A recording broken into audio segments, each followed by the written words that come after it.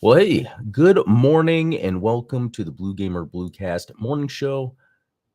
I'm your host, Adam Blue. It is September 30th. We're at the end of the month. New month, new games coming up. Curious what you're playing and what you're looking forward to. Let me know below.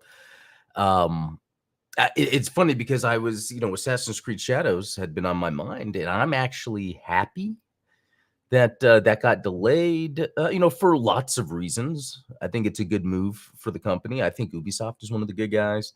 Um, you know, um, it gives me time to play Star Wars Outlaws because I decided I'm going to delay playing Star Wars Outlaws for a reason, and I'm going to get to that here in a little bit. What was some other news I pulled up? There's a lot of other news. Hey, good morning, Stephen. Good to see you. Yeah, you might find. I bet, Steven. I wonder if you what you thought about Kojima's stuff. We're actually going to get to that a little bit to the Tokyo Game Show announcements. The thing, and maybe I'll just cover it right now. The coolest thing to me was how that photo mode looked in the Death Stranding 2. It's. I mean, when you looked at it, it's like, yeah, it's obvious. It looks like it's in game, but at the same time, it was so well done and the facial animations were so well done. It's like it didn't matter. It was almost like they bridged over that uncanny valley, if that makes sense, the way that looks. It's pretty cool stuff.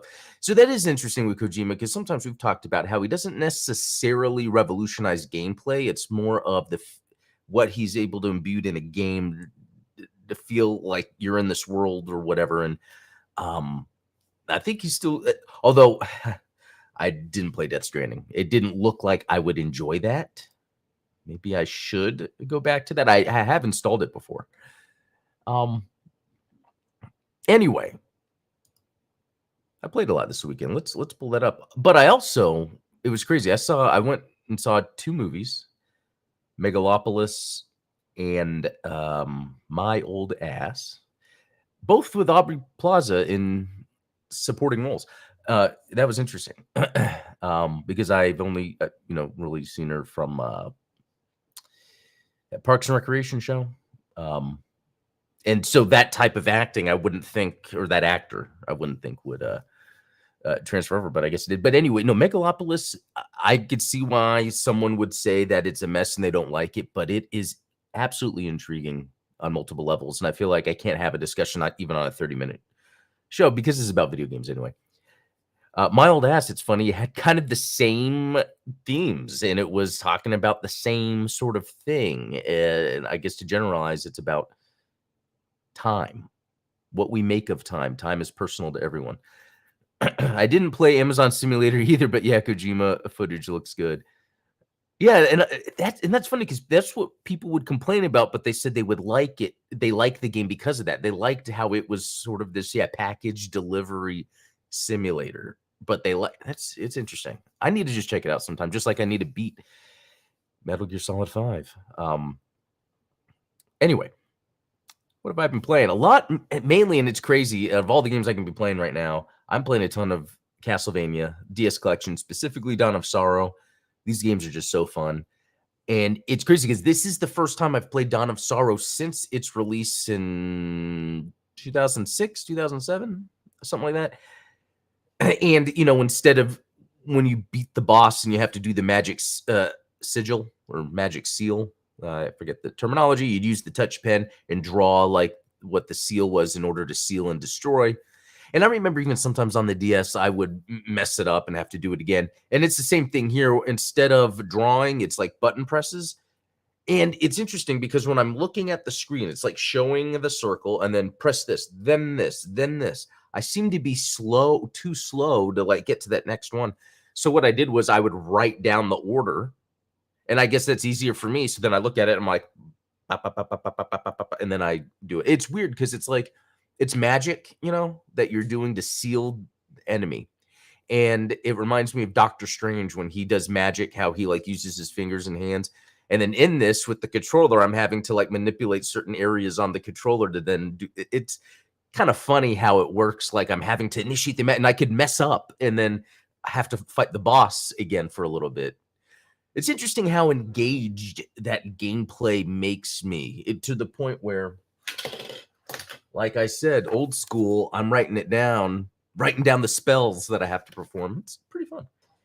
Anyway, I will say though, after playing Dawn of Sorrow again for the first time in a while, it is the weakest, I think, out of it could be the weakest. I need to do a proper review of I guess I would call them the portable era. They're all from Koji Igarashi, but the 3 Advance, although he didn't do Circle of the Moon. But anyway, there's 3 Advance, 3 DS games.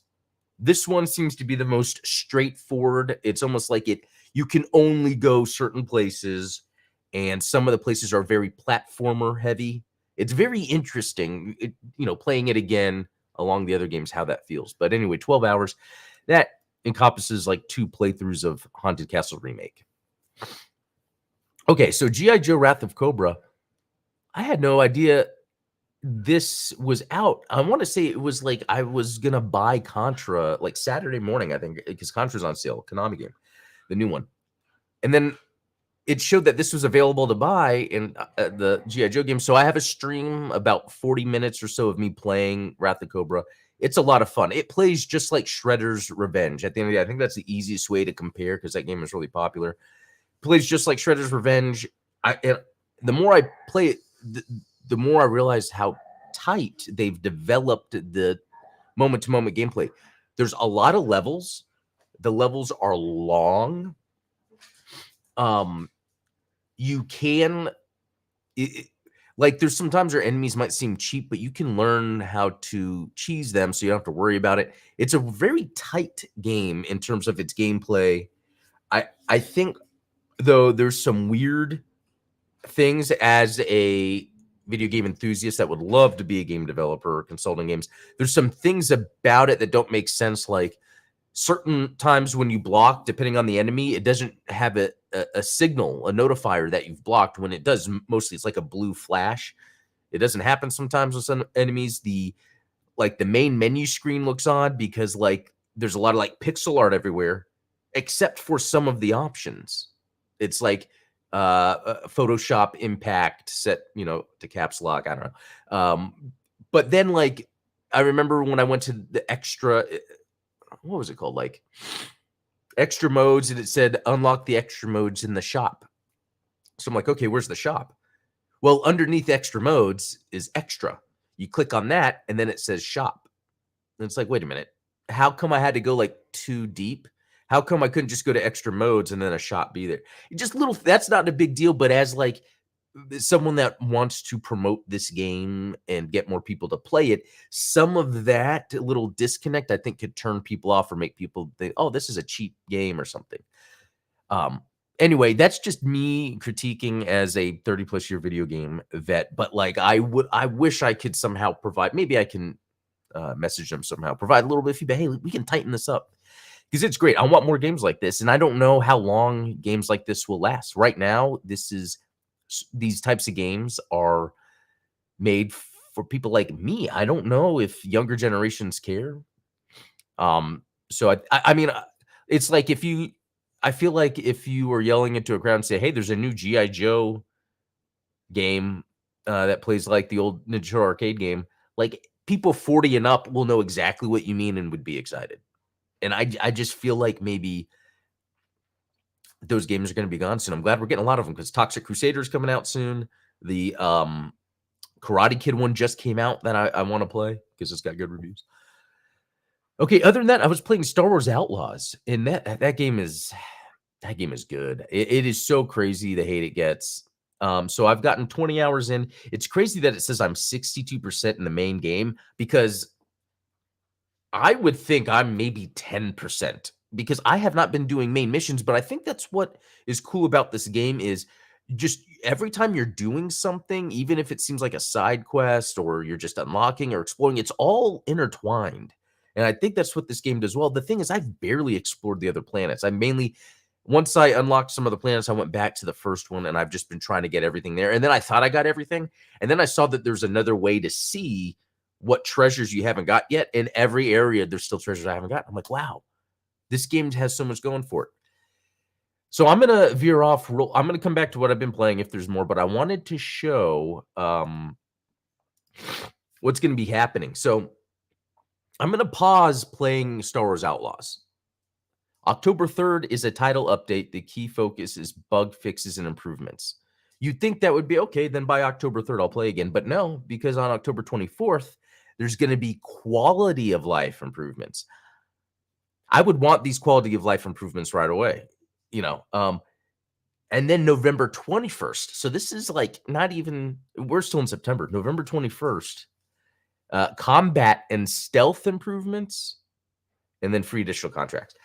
So I think my plan, since we're not going to be getting Assassin's Creed Shadow, is I'm going to wait and play Star Wars Outlaws on November 21st. And I think that's also when it comes out on Steam, because that's Ubisoft's play here. They realized, even though it's a much better deal just to use Ubisoft Plus and pay $17 or $15 and then play the game, I get it. There's people that want to like buy it outright. I can't even tell you how many games I grew up playing that I just rented and still have good memories and can go back to them. But anyway, with Star Wars Outlaws, it's coming out on Steam. That means we're going to see influx of players.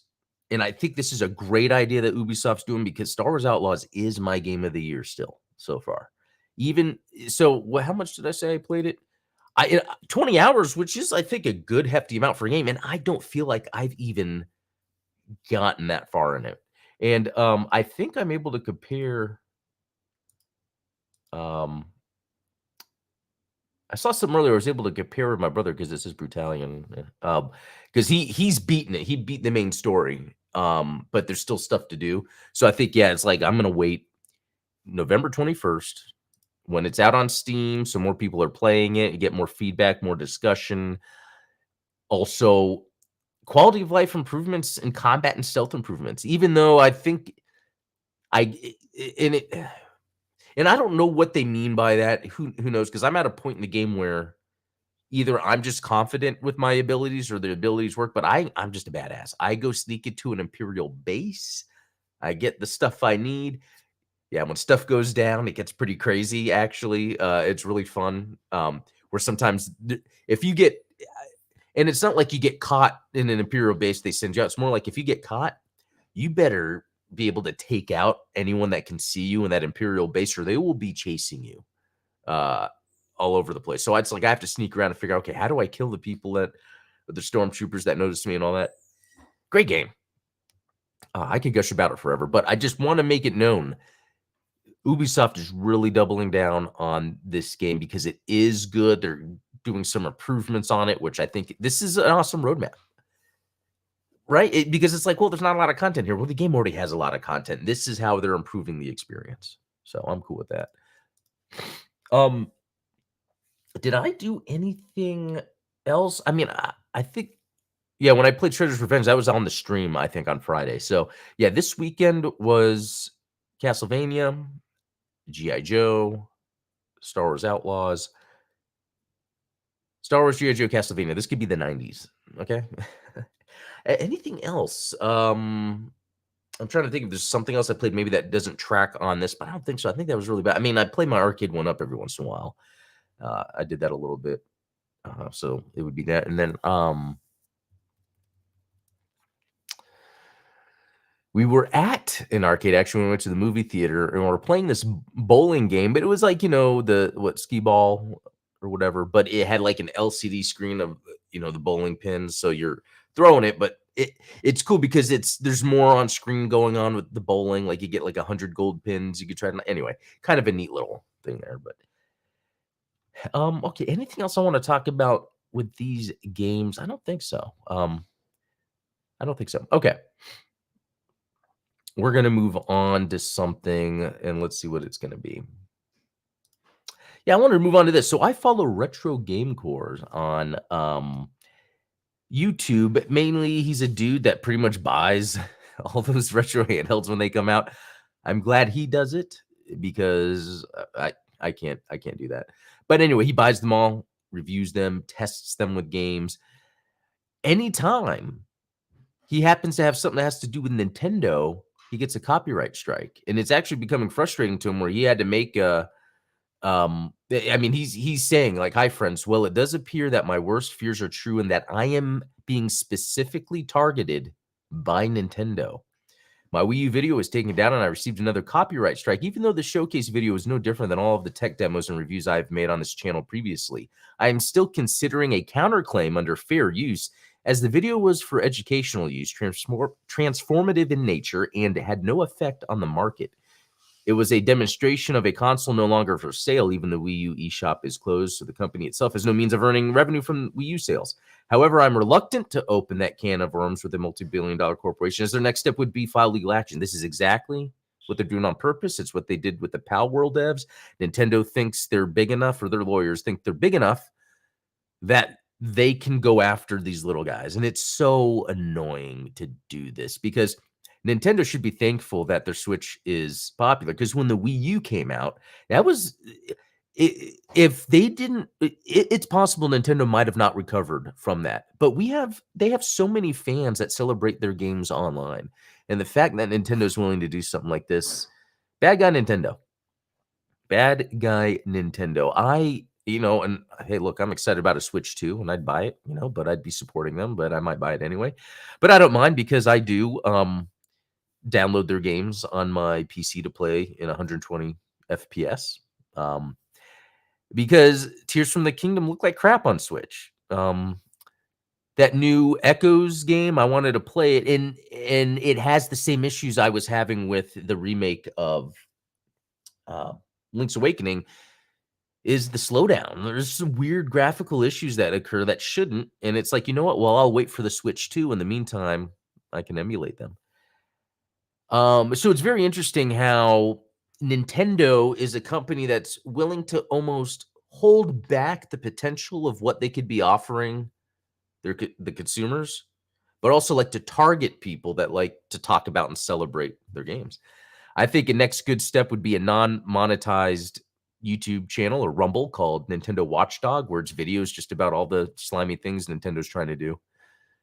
It's disappointing because they would not have done this during the Wii U era when they were failing. They're only doing this now because they're so successful. They can bully people around. And I know a lot of people are like, well, when the Wii U was failing and they were going to have layoffs, the CEO took a pay cut because he legally had to. It would be illegal in Japanese law for them to lay off people due to that nature. Layoffs can happen in Japan, but not what was going on. So, and it's more of just to call them out and be like, hey guys, don't do this. Nintendo, be cool. And we see the optics that sometimes there's backlash. I mean, look at the optics that are going on just for like the quote unquote DEI, whatever stuff, that whether it's even, then that's the thing, whether that's even valid complaints or not, it's making companies change what they do. Anyway, disappointed because Nintendo is like a central part of retro gaming, and that's the past.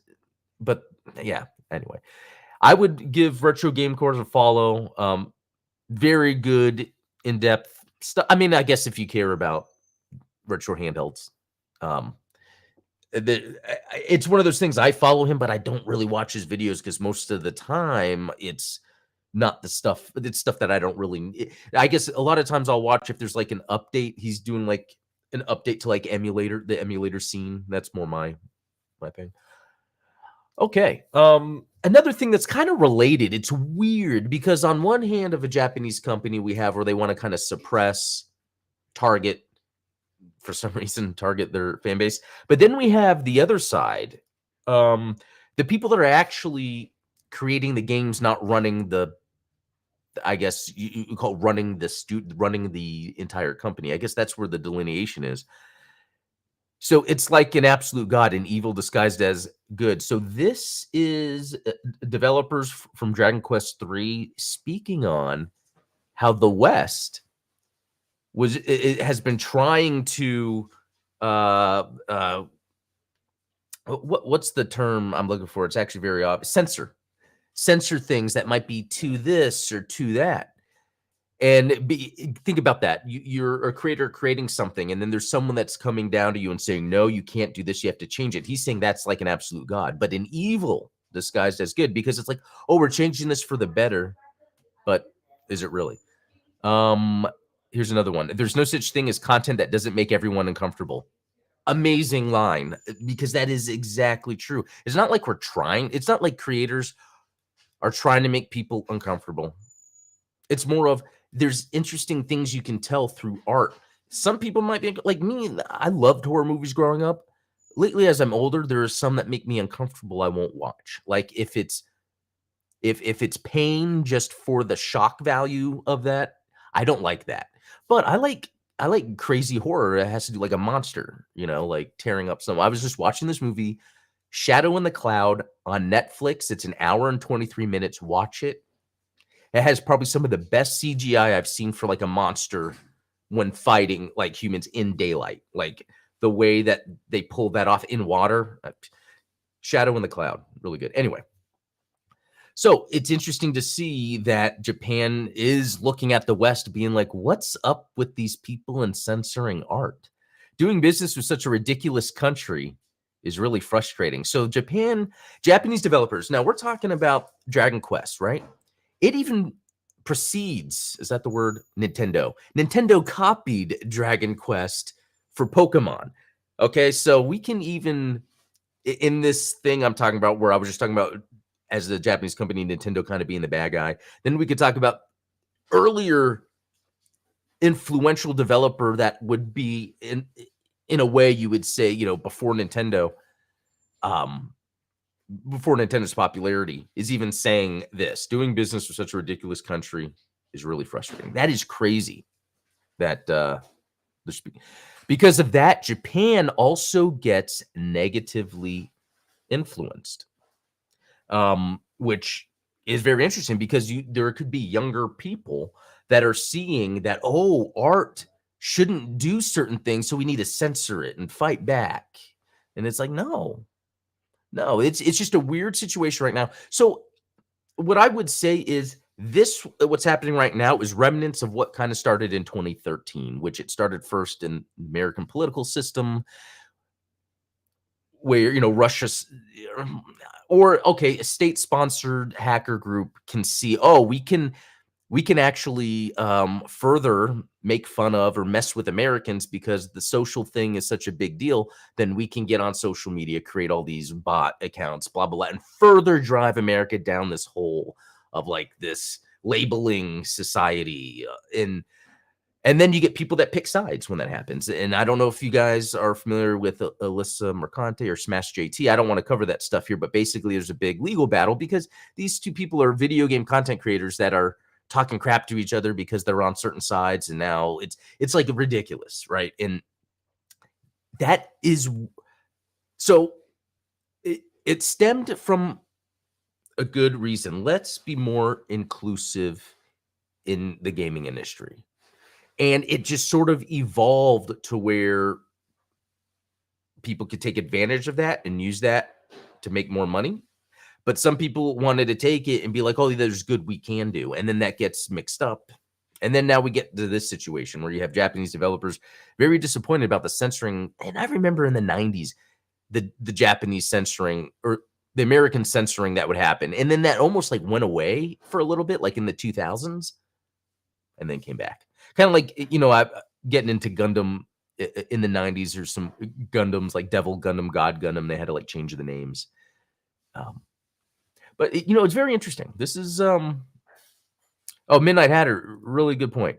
The road to hell is paved with good intentions. Yeah, it's interesting. I think it's like anything. A good example is like if you win the lottery. Like your life could change overnight, and then you could be doing bad things and don't realize it. Like everyone needs to be able to have either people there for them or something to kind of help reel you in. And that actually brings me back to Ubisoft, because I think Ubisoft is that company that's been able to straddle that line, because Yves Guillemot, the CEO, he and his family own the majority stake in Ubisoft. There have been attempts at takeovers by other companies, but they don't want that to happen. And they've been trying to appease the shareholders by incorporating DEI, but then also trying to make sure they're offering the best for gamers. It is crazy to think when I look back, I might not talk about Ubisoft. I mean, previously didn't talk about Ubisoft a lot, but I was always playing their games. You know, Division 2, Starlink. I have so many hours in those. Anyway, I'm glad I got all this off my chest because I think it started from where in the past this sort of thing was almost like a conspiracy, or it's not really, but now it's kind of rearing its head and it's like these things are happening. Um, Very interesting.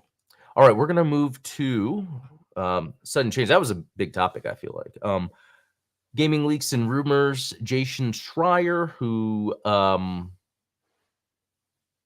it's one of those things. This guy uncovers great stuff, but he can also be really mean.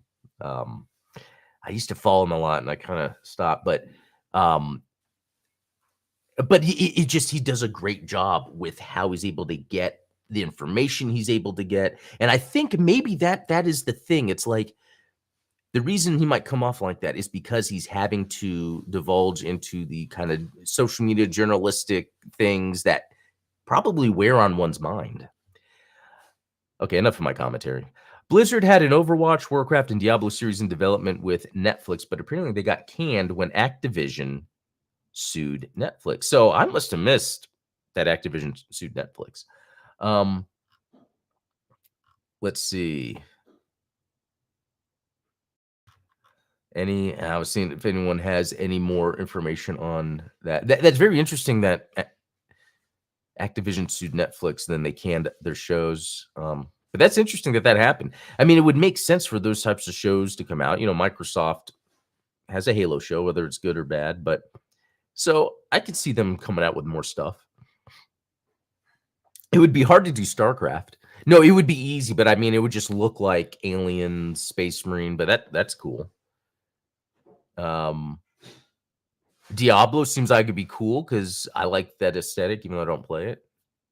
And I don't know about Overwatch. Overwatch would be neat if they did something like because it's like a character driven, and I'm just coming up with crazy ideas here. Because Overwatch and those hero shooters are like character driven. Like if you cast like celebrities to play the specific characters, even if they don't match exactly, I think that's the direction you would go. And when I say celebrities, it could even be influencers. You get people that a lot of people would know, and I think that kind of embodies the whole character hero aspect of the hero shooter. The new Rainbow Six game code name is called Adam. So that's cool. I didn't know that they were actually Ubisoft working on another Rainbow Six. The last one was so popular. That's been active for a while. And Jason Schreier saying Xbox is a mess right now, and Horizon Online next for Guerrilla with Horizon 3 a ways off. It's too bad Guerrilla is just making these Horizon games. Yeah. Let's see.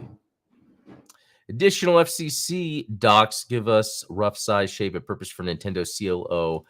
Yeah, this is wireless device I talked about. It could be something for the Switch 2 or just an alarm clock. Here are some of our thoughts. A controller that has a mini screen on the front, which displays information from the game on your console and TV. Perhaps instructions for a WarioWare style game. Okay. So the whole thing about, I've talked about this before, about the dual screen thing. I think that's going to come back in one way or another. Whether that is you can have a game, you can hold the controller and it, the Switch, and it projects to the TV, but still allows separate information or something. I feel like that's going to happen. Given the size of the device, I think it's going to be difficult to wear this for any length of time. So strapping it for a long period. So it's probably not a wearable.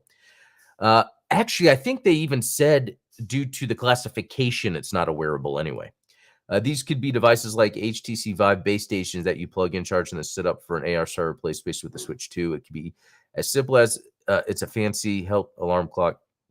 Yeah, my guess I think I made before that it might be like some sort of hub for the video distributions. So like if you're further away from your dock, you can have this set up like next to you or on a table, and it helps kind of transmit more.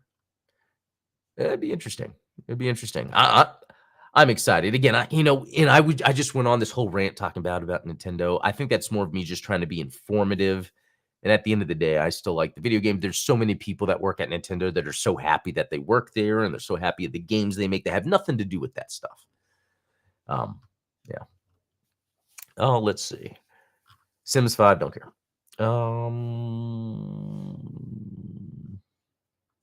Monster Hunter Wilds running at 60 FPS on base PS5. You would hope so. That's what's crazy, that is the discussion.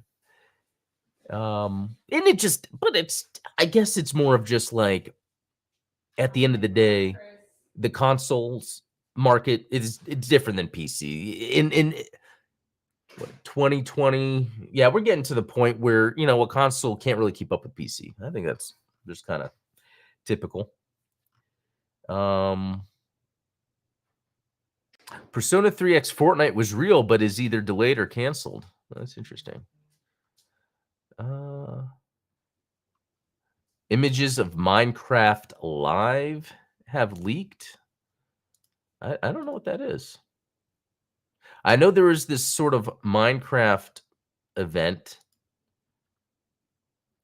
that occurred, and I don't know if it's something they announced. Actually, let's search that up.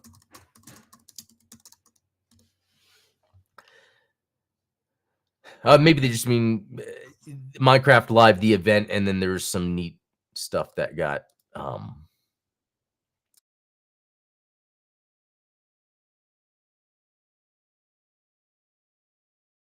but yeah, see, I don't recognize that, so maybe that's something new. That's pretty cool. Minecraft's pretty fun. Minecraft is pretty fun. All right. I feel I have so much more I want to cover. So yeah, because I'm at time. Tokyo Game Show. Metal Gear Solid, Snake Eater got a new trailer. That's pretty cool. What else? Asian Mythology getting the new DLC. Overwatch 2 getting My Hero Academia. StarCraft Remastered. StarCraft 2 coming to Game Pass. We know about that. Okay, nothing crazy. I think the cool stuff was from the why am I forgetting it? You know, the Kojima game, the Death Stranding 2, the that photo mode that looked really cool. Just the way, even though it looked video gamey, it also, what I was saying earlier, it kind of helped bridge that gap of the Uncanny Valley because it looked like I was looking at something real. So, and then real quick, maybe we'll jump into some news. Will Assassin's Creed Shadows suffer from its delay? Hopefully not. I'm glad they're doing that. We should celebrate that. Fixing bugs, whatever. PS5's new UI update fills the home screen with ads you can't turn off. Oh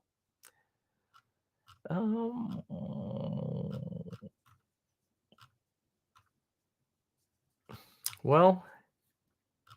Yeah, I don't know if there's any else more. Wow, Valve dropping individual arbitration for consumer complaints in the U.S. Yeah, you hear a lot of the news is like just crappy big company stuff. You know, once the big companies get in on the video games, I think there was the documentary I was either reading or watching that. Yeah, it was in the early '90s when video game publishers started hiring finance people or people that just run companies to make money instead of like game companies, that whole thing.